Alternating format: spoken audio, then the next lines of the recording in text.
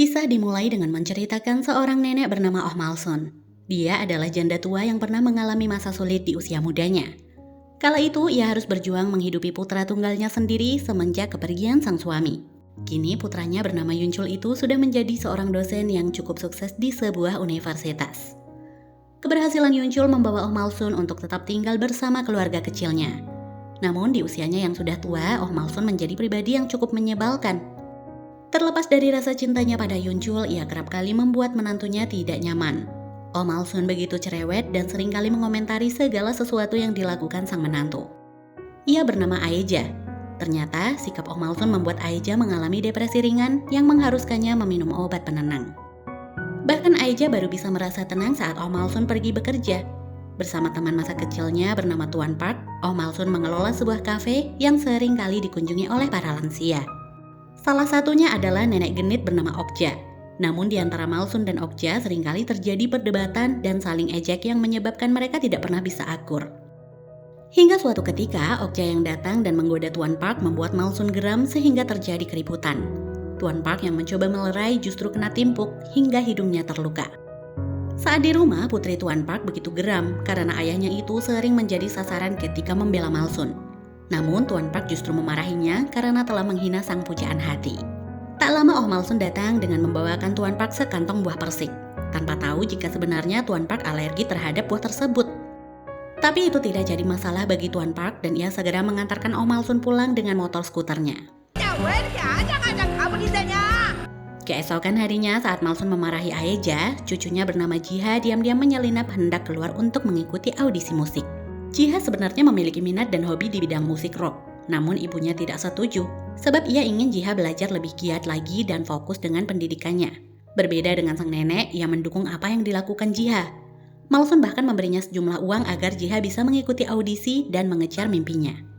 Setelah Jiha berlalu, Aeja mencoba memberi pengertian kepada Malsun agar membiarkan Aeja yang mengurus pendidikan anak-anaknya.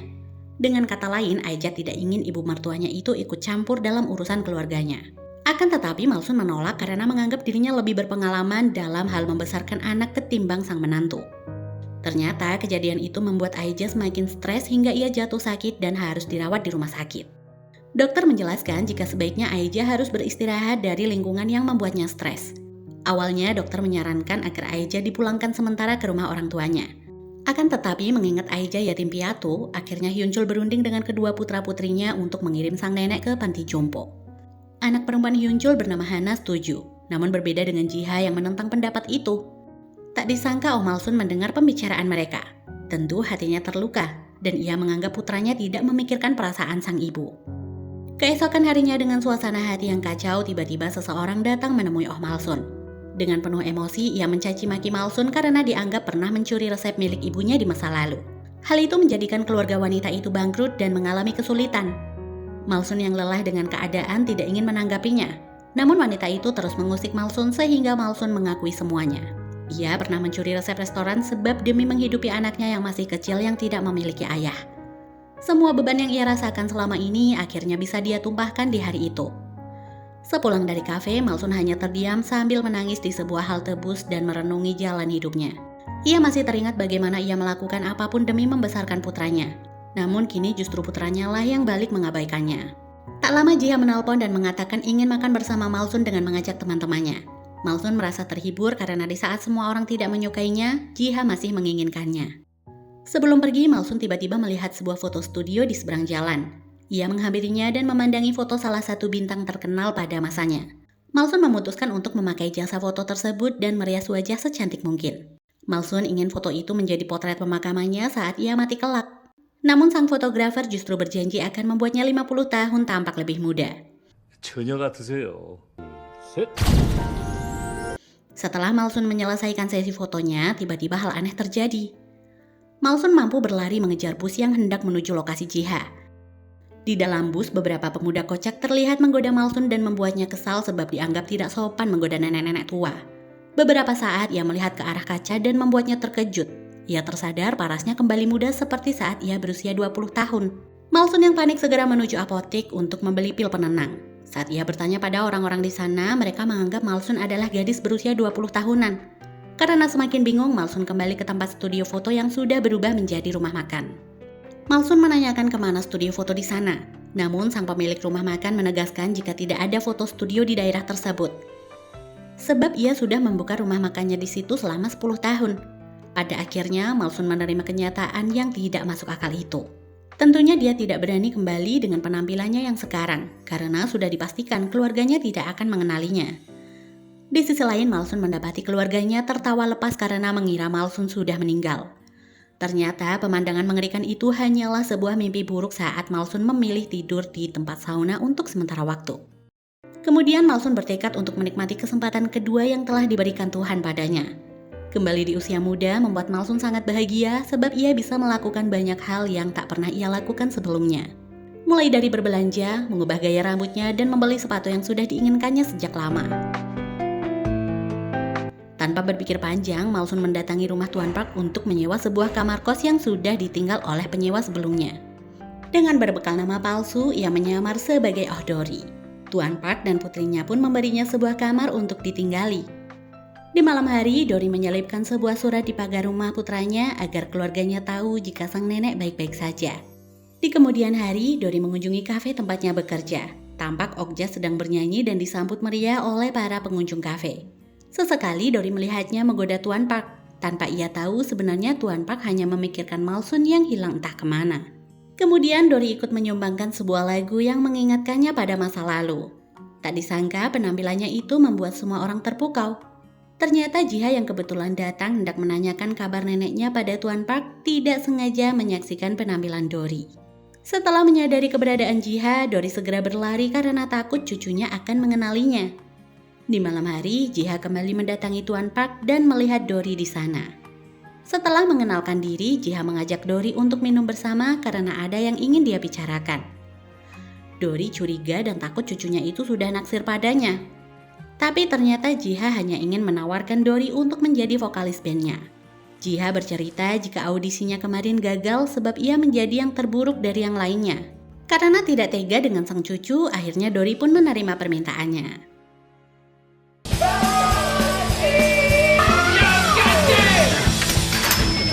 Di kemudian hari, Jiha mempertemukan Dory dengan teman-teman bandnya. Dory hanya bisa terperangah melihat penampilan serta musik metal yang disiapkan Jiha dan lainnya. Dory mengkritik musik mereka yang begitu mengganggu telinga. Ia menyarankan untuk menggantinya dengan nada ceria pada setiap lagu yang mereka bawakan. Awalnya mereka menolak pendapat Dory, namun wajah menggemaskannya membuat mereka sepakat untuk mengubah aliran musiknya.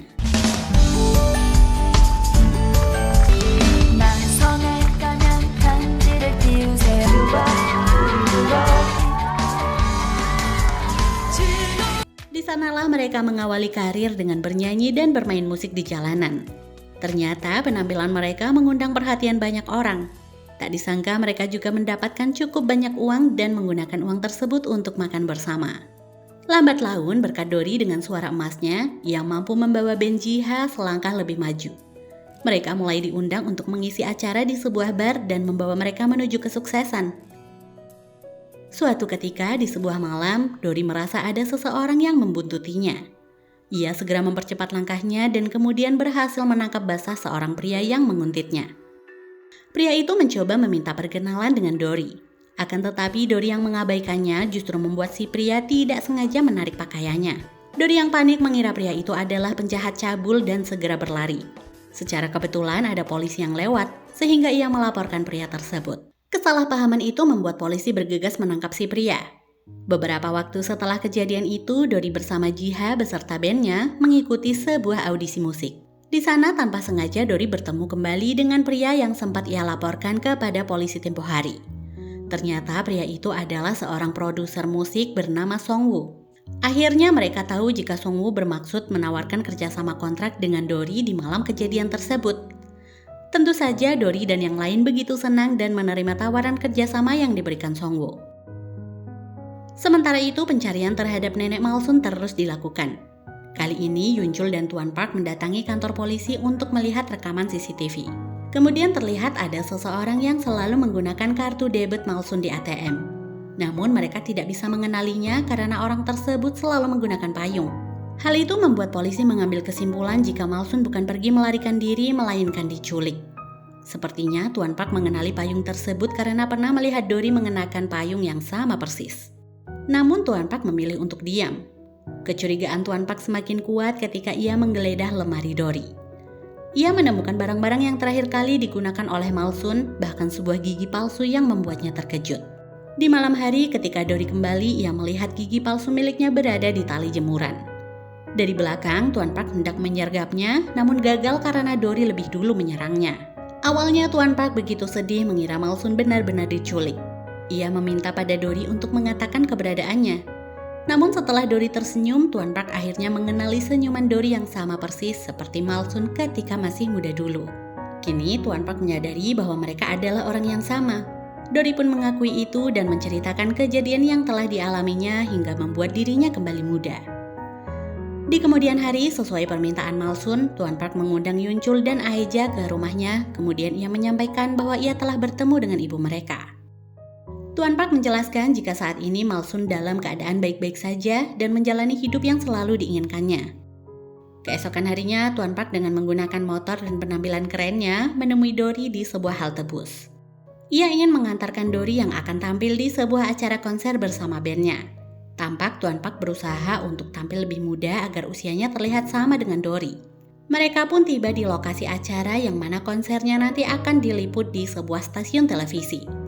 Untuk pertama kalinya, Dory tampil di layar kaca, ia mampu membuat ribuan penonton terpukau dengan penampilannya. Suaranya begitu indah dan terdapat makna yang begitu dalam. Di atas panggung, ia bernyanyi sembari mengenang masa lalunya. Dory teringat akan suaminya yang meninggal saat ia sedang hamil tua. Kemudian ia harus menabur abu suaminya seorang diri. Ia juga harus membesarkan Yuncul sembari bekerja keras membanting tulang demi bisa bertahan menghidupi dirinya dan juga anaknya. Setiap hari Dory terus berjuang dan tidak menyerah agar kelak anaknya bisa sukses dan memiliki kehidupan yang lebih layak. Nyanyian Dory diakhiri tepuk tangan meriah dari penonton. Ia begitu takjub dengan apa yang ia alami. Seolah kesempatannya untuk menjadi muda kembali mampu mewujudkan impiannya menjadi penyanyi yang sempat ia lewatkan di masa muda. Beberapa hari kemudian, Songwoo sang produser mengajak Dory dan seluruh timnya untuk berlibur ke kolam renang. Tuan Park turut ikut di sana. Mulanya ia tampak takut saat hendak mencoba wahana ombak. Namun karena mengkhawatirkan Dory, ia segera membersamainya. Ketika ombak besar datang menggulung tubuh mereka, Dory dan Tuan Park pun terpisah. Tuan Park terpental ke bibir kolam sedangkan Dory diselamatkan oleh Songwoo. Tampaknya Dory mulai jatuh hati pada sang produser. Namun ketika mereka berbincang, Dory mengalami kejadian aneh sehingga ia bergegas meninggalkan Songwoo. Ternyata salah satu kakinya terluka saat bermain ombak. Dan anehnya di area yang mengeluarkan darah tampak berubah menjadi keriput. Di malam hari Dory meminta Tuan Park untuk mengecek keanehan tersebut. Dan saat Tuan Park menusuk sedikit kulitnya dengan jarum, tampak kulit yang mengeluarkan darah menjadi keriput. Itu artinya Dory bisa kembali menua jika kulitnya mengeluarkan darah. Tiba-tiba anak Tuan Park datang dan secara kebetulan terjadi kesalahpahaman dengan apa yang dilihatnya. 나이가 지금 몇인 줄이나 알아? 근데 창피한 줄 알아 좀! Dory yang tidak enak hati memutuskan pergi dan bertemu dengan Songwoo yang kemudian mengajaknya ke rumah. Di sana mereka minum dan berbincang cukup lama. Karena terlalu mabuk, Songwoo pun tertidur. Dory yang masih terjaga segera mengambilkan selimut untuk Songwoo dan menyanyikan lagu pengantar tidur yang dulu sering ia nyanyikan untuk Hyunchul. Keesokan harinya, Dory dan yang lain merekam album single pertamanya. Tapi Songwoo menegur karena tempo lagu itu terlalu lambat dan tidak sesuai dengan karakter vokal Dory. Tampaknya Jiha merasa tersinggung. Terlebih perkataan itu berasal dari Songwoo yang ia kira begitu menyukai Dory, gadis yang Jiha sukai juga. Dengan keadaan emosi, Jiha pun pergi meninggalkan studio. Dory kemudian menyusul Jiha dan menjelaskan jika Songwoo hanya menginginkan yang terbaik untuk bandnya. Tapi Jiha makin kesal karena sebenarnya ia tahu Dory tidur di rumah Songwoo semalam. Jiha mengira Dory telah tidur dengan sang produser. Mendengar itu, Dory berbalik marah dan memukuli cucunya itu. Tapi kemudian ia mengajak Jiha makan bersama dan hubungan mereka kembali membaik. Setelah beberapa lama tidak berjumpa, Dory menemui Tuan Park dan menceritakan kegelisahan yang ada di hatinya. Tuan Park pun menebak jika Dory sedang jatuh cinta. Dory tidak menyangkal itu dan ia menjelaskan jika ini adalah pertama kalinya lagi setelah sekian lama tidak pernah merasakan ketertarikan dengan pria lain. Dan Tuan Park menerima itu. Hari demi hari, hubungan Dory dan Songwoo semakin dekat. Songwoo juga semakin menunjukkan ketertarikannya pada Dory. Ia melihat sosok keibuan yang Dory miliki sehingga mengingatkan kembali kepada sang ibu yang telah tiada. Di malam hari, Songwoo mengantarkan Dory ke rumah sakit. Sebelum pergi, Songwoo menyematkan sebuah jepit di rambut Dory dan mencium keningnya. Di sana Dory hendak menjenguk Okja yang kabarnya tengah dirawat karena mengalami stroke. Namun sayang, sesampainya di rumah sakit, Dory tidak bisa berjumpa sebab ternyata nenek Okja telah meninggal dunia. Terlepas dari ketidakakuran mereka selama ini, Dory tampak merasakan kesedihan yang begitu dalam. Suatu ketika, Dory bersama bandnya kembali mendapatkan tawaran kerjasama untuk tampil di sebuah acara konser musim semi tahunan yang terkenal di Korea. Di hari acara akan digelar, Jiha justru terjebak macet sehingga ia belum hadir di lokasi. Di mana acara sudah dipersiapkan dengan matang dan para penonton mulai berkumpul. Akhirnya Jiha memutuskan untuk turun dari taksi dan menyewa sepeda umum agar bisa menerobos kemacetan. Tanpa berpikir panjang, dengan kecepatan bersepedanya, Jiha nekat melawan arus kendaraan. Alhasil atas kecerobohan yang dilakukannya, Jiha harus menerima konsekuensinya. Truk yang kebetulan melintas menabrak Jiha hingga ia mengalami koma. Para kru begitu terkejut mendengar kabar kecelakaan itu. Songwoo sebagai produser pun berencana membatalkan penampilan mereka agar bisa segera melihat kondisi Jiha di rumah sakit. Namun Dory menolak. Ia berpikir jika mereka membatalkan konsernya itu justru akan membuat Jiha semakin kecewa karena kehilangan kesempatan untuk membesarkan nama band mereka.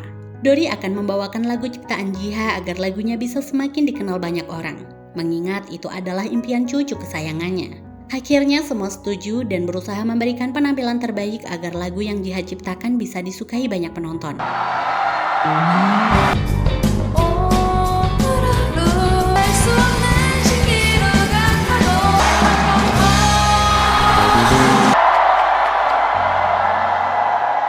Penampilan mereka di atas panggung diakhiri dengan tepuk tangan yang begitu meriah. Selepas konsernya, Dory bergegas pergi ke rumah sakit. Sementara itu, Jiha yang sedang berjuang di ruang perawatan kehilangan begitu banyak darah pasca kecelakaan. Namun persediaan darah di rumah sakit sedang habis. Mereka teringat jika golongan darah Jiha sama seperti neneknya. Karena kasih sayang nenek pada cucunya, di waktu yang tepat Dory datang dan segera mengajukan diri sebagai pendonor transfusi darah. Tuan Park yang mengkhawatirkan Dory segera menariknya untuk mengajak bicara. Tuan Park mengingatkan jika darahnya diambil maka bisa saja ia kembali menua. Tentu hal itu akan membuat Dory kehilangan segalanya. Kesempatan untuk mewujudkan mimpinya, serta kebahagiaannya karena bisa merasakan jatuh cinta lagi. Namun Dory bersikukuh akan tetap melakukannya karena nyawa cucunya lebih berharga baginya. Saat Dory keluar, ternyata Hyunchul berada di depan pintu dan mendengarkan semua percakapan mereka. Hyunchul menjelaskan jika sebenarnya ia sudah tahu Dory adalah ibunya. Ternyata Tuan Park sudah memberitahu sebelumnya, namun Hyunchul memang pernah tidak mempercayai itu. Kini setelah mengetahui yang sebenarnya, Hyunchul meminta sang ibu untuk tidak lagi berkorban demi sang cucu setelah dulu ia selalu berkorban demi anaknya. Hyunchul meminta sang ibu untuk mencari kebahagiaannya dan menikah lagi dengan pria yang tidak akan mati muda, serta tidak melahirkan anak yang tidak berbakti seperti dirinya. Namun sekali lagi Dory tetap menolak dan mengatakan tidak apa-apa kembali menjadi tua asalkan bisa tetap berkumpul bersama keluarga yang sangat ia cintai. Akhirnya mereka menangis dan saling memeluk satu sama lain.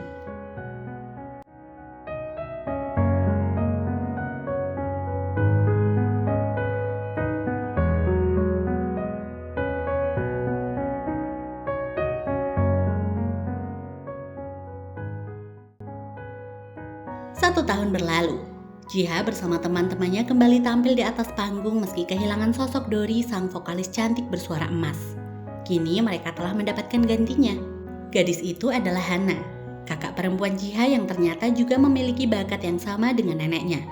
Tampak nenek Malsun telah kembali dan menonton cucunya bersama Hyunchul dan Aeja. Kini hubungan Malsun dan menantunya pun juga turut membaik. Setelah konser selesai, saat Malsun berjalan keluar meninggalkan gedung, dari kejauhan ia melihat sosok pria yang sangat dirindukannya.